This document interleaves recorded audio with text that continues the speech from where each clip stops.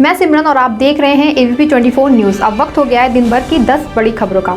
देश में कोरोना के खिलाफ जंग शुरू हो चुकी है। 16 जनवरी से टीकाकरण अभियान शुरू हो चुका है। वहीं पहले चरण में हेल्थ और फ्रंटलाइन वर्कर्स को वैक्सीन दी जाएगी। वहीं ब्रह्मास्त्र मिलने के बावजूद स्वास्थ्य कर्मचारियों में वैक्सीन लगवाने को लेकर हिचकिचाहट देखने को मिल रही है। इन सभी का डर, अफवाहों और भ्रम के बीच एक अच्छी खबर सामने आ रही है कि दूसरे चरण में प्रधानमंत्री मोदी और सभी राज्य के मंत्री वैक्सीन लगवाएंगे। वहीं आपको बता दें, दूसरे चरण में 50 साल के ऊपर वालों को वैक्सीन लगाई जाएगी। प्रदेश में पहले चरण का वैक्सीनेशन चल रहा है।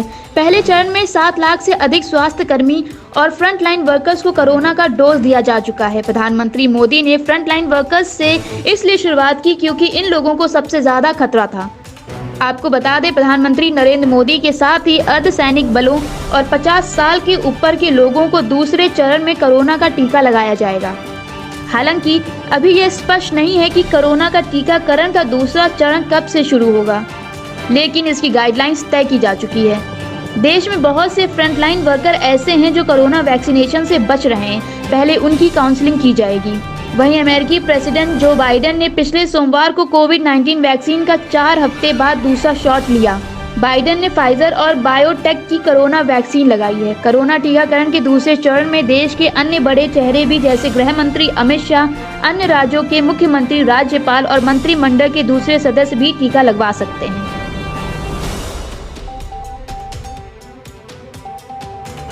कांग्रेस में अंदरूनी कलह और पार्टी के अंदर संगठन चुनाव कराने की मांग के बीच पार्टी ने शुक्रवार को कांग्रेस कार्य समिति यानी CWC की बैठक हुई। आपको बता दें, कांग्रेस पार्टी में नेतृत्व बदलने की मांग काफी समय से चल रही थी और ऐसा लगता है इस बार इस पर विराम लगाने का समय आ गया है। लोकसभा चुनाव में हार के बाद राहुल गांधी ने अध्यक्ष पद से इस्तीफा दे दिया है। कांग्रेस कार्य समिति ने उनका त्याग पद स्वीकार करते हुए सोनिया गांधी को अंतरिम अध्यक्ष बना दिया था। वहीं पार्टी का बड़ा तबका राहुल गांधी को फिर से अध्यक्ष बनाने की मांग कर रहा है, तो वहीं पार्टी का दूसरा गुट अध्यक्ष पद के साथ साथ CWC और संगठन के दूसरे पदों के लिए चुनाव कराने की मांग कर रहा है। इसी अंदरूनी कलह के चलते कांग्रेस पार्टी में CWC की वर्चुअल बैठक हुई। वहीं इस बैठक में चुनाव की चर्चा के साथ साथ किसान आंदोलन पर भी चर्चा होने की उम्मीद है। कांग्रेस पार्टी में नए अध्यक्ष पद का चुनाव ऐसे वक्त हो रहा है जब पार्टी अंदरूनी संकट से जूझ रही है। पार्टी के 23 नेताओं ने कांग्रेस अध्यक्ष को पत्र लिखकर शीर्ष नेतृत्व को लेकर कई सवाल उठाए थे।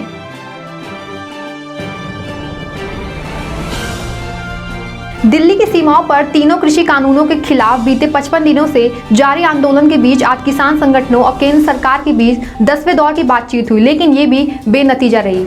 सरकार ने इस बैठक में किसानों से गणतंत्र दिवस पर ट्रैक्टर रैली न निकालने का अनुरोध किया है। इसके साथ ही 2 वर्ष तक कानून को स्थगित करने का भी प्रस्ताव दिया। हालांकि किसानों को यह नामंजूर है। वहीं आज ही ट्रैक्टर रैली के खिलाफ दिल्ली पुलिस की याचिका पर सुप्रीम कोर्ट में सुनवाई हुई, जिसमें कोर्ट ने कोई आदेश पारित करने से इनकार कर दिया।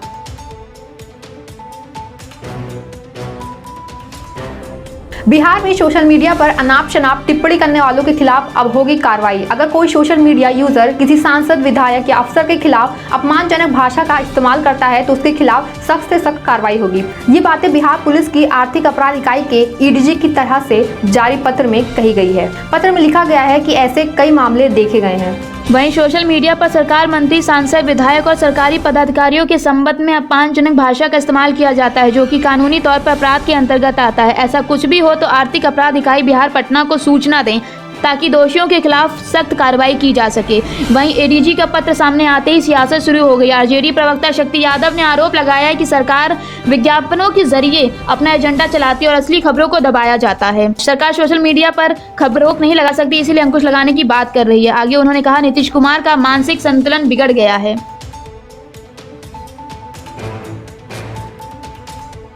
हैदराबाद से लोकसभा सांसद ओवैसी की जेल में बंद समाजवादी पार्टी के नेता आजम खान से मिलने की तैयारी पर यूपी की सियासत गर्मा गई है। आजम खान को जेल में ये संदेश भिजवा दिया गया है कि ओवैसी उनसे मुलाकात करना चाहते हैं और जेल में मुलाकात तभी संभव है जब आजम खान इसके लिए अपनी रजामंदी दें। अब ऐसे में ओवैसी को भी आजम खान की हाँ का इंतजार है। सूत्रों के अनुसार कांग्रेस के नेताओं की आजम खान के परिजन से मिलने की खबर है, तो वहीं अखिलेश यादव ने भी विधान परिषद में नेता प्रतिपक्ष अहमद हसन को एक बार फिर से विधान परिषद का टिकट देकर मुस्लिम कम्युनिटी को अपनी तरफ खींचने की कोशिश की है।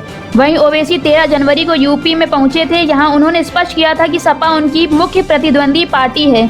वह सुहेल देव भारतीय समाज पार्टी के अध्यक्ष ओम प्रकाश राजभर के साथ मिलकर यूपी में छोटे दलों को मिलाकर भागीदारी संकल्प मोर्चा बनाने में जुटे हैं, जिनमें पूर्व मंत्री बाबू सिंह कुशवाहा की जन अधिकार पार्टी, बाबू रामपाल की राष्ट्र उदय पार्टी, अनिल सिंह चौहान की जनता क्रांति पार्टी और प्रेमचंद प्रजापति की राष्ट्रीय उपेक्षा समाज पार्टी शामिल है।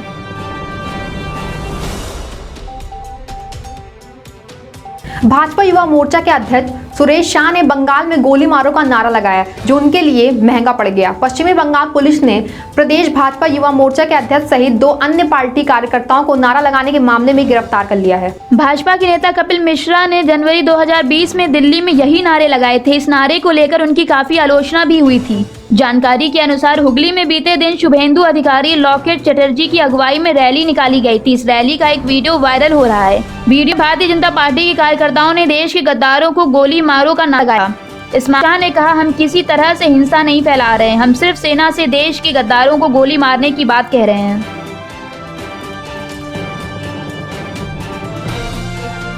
पश्चिमी बंगाल की मुख्यमंत्री ममता बनर्जी ने बीएसएफ पर लगाए गंभीर आरोप। चुनाव आयोग की टीम को दी गई अपनी शिकायत में तृणमूल कांग्रेस ने कहा कि बीएसएफ राज्य के बॉर्डर एरिया में लोगों को एक खास राजनीतिक दल के पक्ष में मतदान करने के लिए धमका रही है। तृणमूल कांग्रेस के आरोपियों से इनकार करते हुए सीमा सुरक्षा बल के दक्षिण बंगाल फ्रंटियर ने बयान जारी कर कहा, पश्चिम बंगाल के मंत्री पार्थ चटर्जी फिरहाद हकीम ने बल के खिलाफ जो बयान दिया है उसका कोई आधार नहीं है और यह सच से परे है। बल का आदेश जीवन पर्यंत कर्तव्य है और बल इसके लिए प्रतिबद्ध है। पश्चिम बंगाल की बांग्लादेश से लगने वाली 2217 किलोमीटर सीमा पर सीमा सुरक्षा बल तैनात है। आपको बता दें, पश्चिम बंगाल में विधानसभा चुनाव होना है, जिसके लिए तारीखों का ऐलान होना बाकी है। मुख्य निर्वाचन आयुक्त सुनील अरोड़ा के नेतृत्व में आयोग की पूर्व बेंच चुनाव से पहले राज्य में 3 दिवसीय दौरे पर बुधवार को कोलकाता पहुंची थी। निर्वाचन आयोग से मुलाकात के बाद तृणमूल कांग्रेस के महासचिव पार्थ चटर्जी ने बीएसएफ पर गंभीर आरोप लगाए थे। वहीं इस विवाद पर प्रतिक्रिया देते हुए भारतीय जनता पार्टी के प्रदेश अध्यक्ष दिलीप घोष ने कहा कि बल केवल सीमाओं की सुरक्षा करता है और उसकी तरफ कोई उंगली नहीं उठानी चाहिए। चुनाव आयोग से मुलाकात के बाद घोष ने कहा, जो लोग इस तरह का आरोप लगा रहे हैं उन्हें इस बात की जानकारी है कि किन कारणों से वो ऐसा कह रहे हैं। आगे उन्होंने कहा कि भारतीय जनता पार्टी ने आयोग से चुनाव के दौरान हर मतदान केंद्र पर अर्धसैनिक बलों की तैनाती की आग्रह किया है।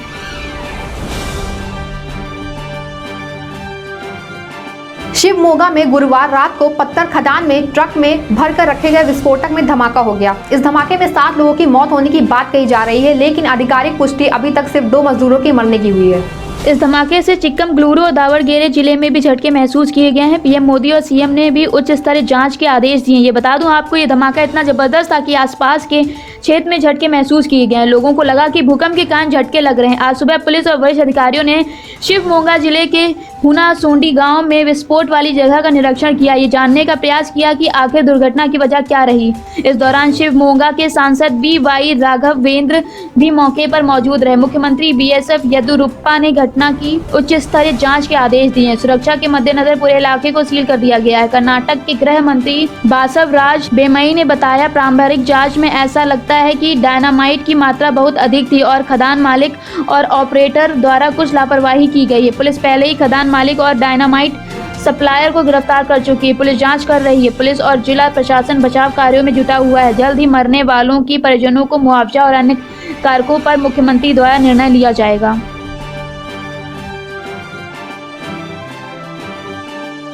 अक्टूबर में यूपीएससी परीक्षा नहीं दे पाए लास्ट अटेम्प्ट वाले उम्मीदवारों को अब अतिरिक्त अवसर नहीं मिलेगा। केंद्र सरकार की तरफ से ये जानकारी उच्चतम न्यायालय में आज 22 जनवरी 2021 को एक संबंधित मामले की सुनवाई के दौरान की गई।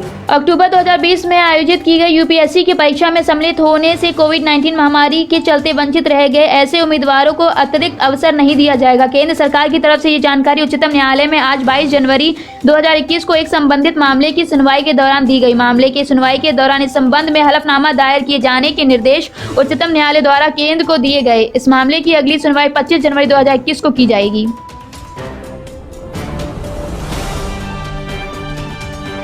ये पहली बार है जब दुनिया की बड़ी दिग्गज कंपनी गूगल ने ऑस्ट्रेलिया में नए कानून के मामले पर अपना सर्च इंजन ब्लॉक करने की धमकी दी है। गूगल और ऑस्ट्रेलिया सरकार के बीच मीडिया भुगतान कानून को लेकर बीते 1 माह से गतिरोध चल रहा है। गूगल ने शुक्रवार को धमकी दी कि अगर उसे समाचार के लिए स्थानीय प्रकाशकों को भुगतान करने के लिए मजबूर किया जाता है तो वो ऑस्ट्रेलिया में अपने सर्च इंजन के इस्तेमाल को अवरुद्ध कर देगा। उन्होंने सरकार को धमकी दी है कि वह नए प्रस्तावित कानून में बदलाव करे, अन्यथा वह देश के उपयोगकर्ताओं के लिए सर्च इंजन के इस्तेमाल पर रोक लगाने को मजबूर हो जाएगा।